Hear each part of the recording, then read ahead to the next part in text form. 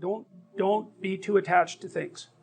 And what does that mean? It doesn't mean deny the world. It might mean deny the world if you're too in love with the material, like with material well-being, let's say, then your pathway to transcendence and meaning might be to abandon that because it's constraining you. It's making you less than you could be. But the fundamental lesson, the more fundamental lesson that's underneath that is don't let what you are stop you from being what you could be. Right. And so then the question is, well, what do you identify with? Do you identify with what you are? Then you're a tyrant. Do you identify with chaos? Because that's the opposite of order, say. Then you're nihilistic. Well, you don't identify with either of those. You know that they're both necessary. You know that you have to live with both of them, but you identify with the capacity to continually transcend what you are. And then you seek out error. That's what humility is. It's like, I'm error-ridden. It's like, so I want to put myself in a situation where I can discover one of my errors, hopefully not in a way that's going to knock me completely out of the game, right? I want to seek out a challenge. I want to find out where my limits are. I want to find out where there's not enough of me yet.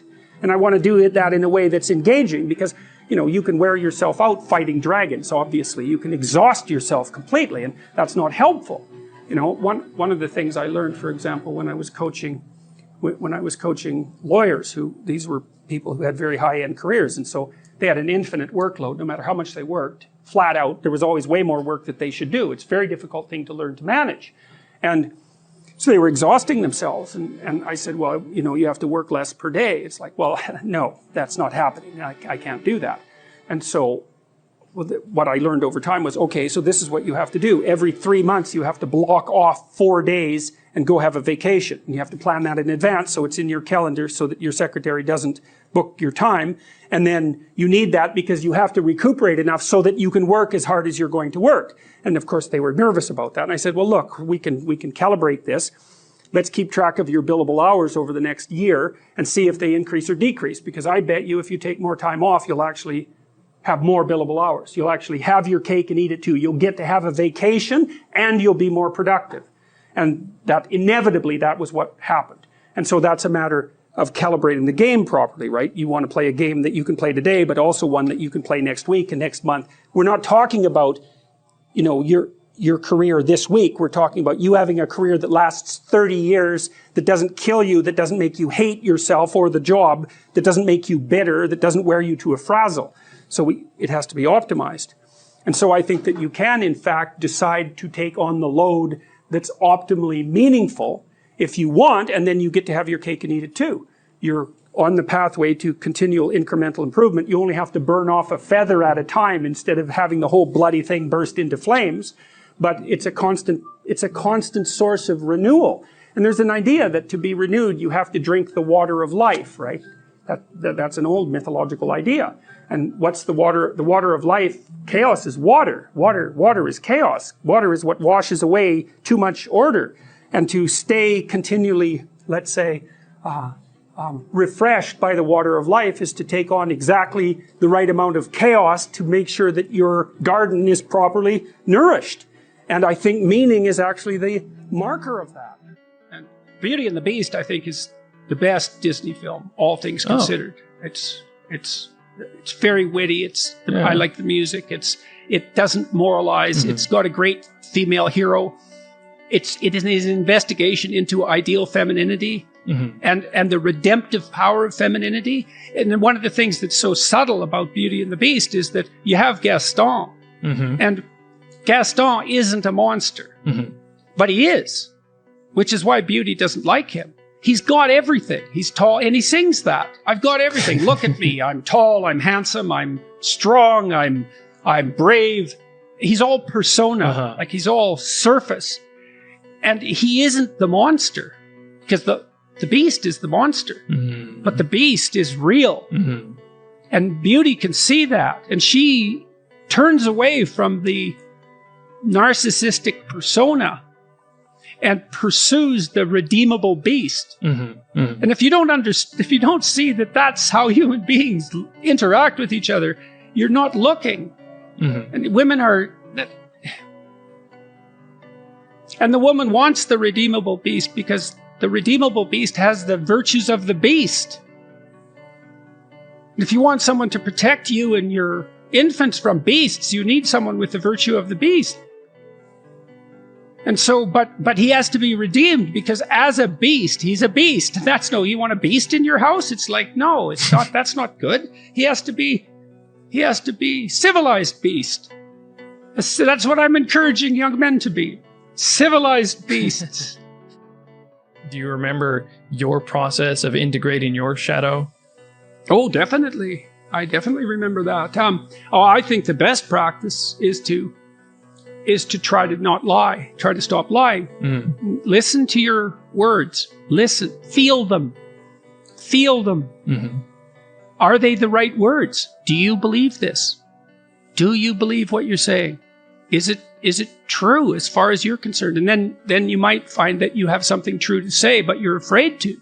Mm-hmm. Okay, then there's a place for integration of the shadow, because hopefully you can be monstrous enough to say what you believe to be true. And so that means there's a combativeness in some sense in that.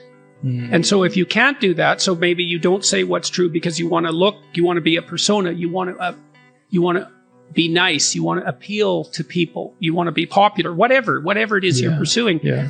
You're going to do it in a manipulative way, and you subjugate your truth to that. That's not helpful. Mm-hmm.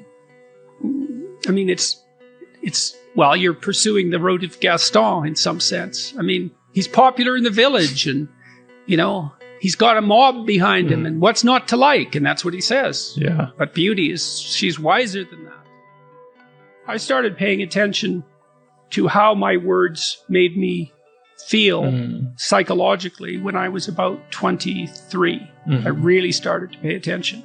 And I learned that was worth paying attention to. And I swore that I would strive to not lie, to say what I believe to be the case. And so that was part of the reason why my lectures were popular, say at Harvard and then at the University of Toronto. And before this explosion of notoriety, there was some movement in that direction. I had posted my Maps of Meaning lectures online. A TV station in Toronto had done a 13-part series on the Maps of Meaning course because of the somewhat remarkable student response to the course, because the typical response in the student evaluations, the typical comment was, this course changed the way I look at everything. And it's a very strange thing, because you wouldn't think that the revelation of the capacity for evil is a precondition for the realization of good. But I believe, first of all, why would you be serious enough to even attempt to pursue the good unless you had some sense of what the consequence was of not doing it? You have to be serious about these sorts of things. It's not the game of a child, right? It's the game of a fully developed adult. And I learned this in part when I had little kids. I wrote a chapter from my new book called Never Let Your Children Do Anything That Makes You Dislike Them. And why was that? And I wrote that after I knew I was a monster. And I thought, I'm going to make sure I like my kids. I'm going to make sure they behave around me so that I like them. Because I'm way bigger than them. And I'm way more cruel than they are. And I've got tricks up my sleeve that they cannot even possibly imagine. And if they irritate me, I will absolutely take it out on them. And if you don't think that you're the sort of person that would do that, then you are the sort of person who is doing it. Sisyphus, and Nietzsche said of Sisyphus, if I remember correctly, that one has to imagine him happy. Well, if there's a rock at the bottom of the hill, then you might as well push it up the hill. And if it rolls back down, well, then you've got something else to do, don't you? You can push the damn rock back up the hill. And there's no shortage of rocks to push up the hill. And that's what we're built for anyways. And so let's go out and push some damn boulders up the hill. And then maybe we could have enough self-confidence and enough respect for ourselves that we wouldn't have to turn to hatred and revenge and try to take everything down. Because I think that's the alternative. So he's not weak. That's one thing you can say about him. The same idea represented there, right? That's Atlas, who voluntarily takes the world on his shoulders. It's like the idea of Christ taking the sins of the world on his shoulders. It's exactly the same notion, which is the notion that you should be able to recognize in yourself all the horror of humanity and take responsibility for it, because that's what that means. And the thing that's so interesting about that is that if you can recognize in yourself all the horror of humanity, you will instantly have a hell of a lot more respect for yourself than you did before you did that.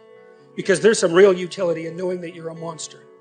Now, and just because you're a monster doesn't mean you have to be a monster, but it's really useful to know that you are one. So, and one of the things that Jung knew, and this is something that I find so amazing about his writings, and I think something that really distinguishes him, for example, from Joseph Campbell, who talked about following your bliss, is like Jung said very clearly that the first step to enlightenment is the encounter with the shadow. And what he meant by that was, everything horrible that human beings have done was done by human beings, and you're one of them. And so if you don't understand that, and to understand that really means to know how it was that you could have done it. And that's a shattering thing. To try to imagine that, to try to imagine yourself as someone who's engaged in medieval torture, to see how you could in fact do that. You're never the same after you learn that. But being never the same after learning that is unbelievably useful, because when you understand that that's what you're like, then you're a whole different creature. And I don't think, and this is something I did learn from Jung, is that you cannot be a good person until you know how much evil you contain within you. It is not possible. And it's partly because you just don't have any potency. Like, if you're just naive, if you're just nice, if you'd never hurt anyone, you'd never hurt a fly, you don't have the capability for any of that, why would anyone ever take you seriously? You're a domestic animal at best. If and when tragedy strikes either of us, I hope that one of us is standing when it blows past.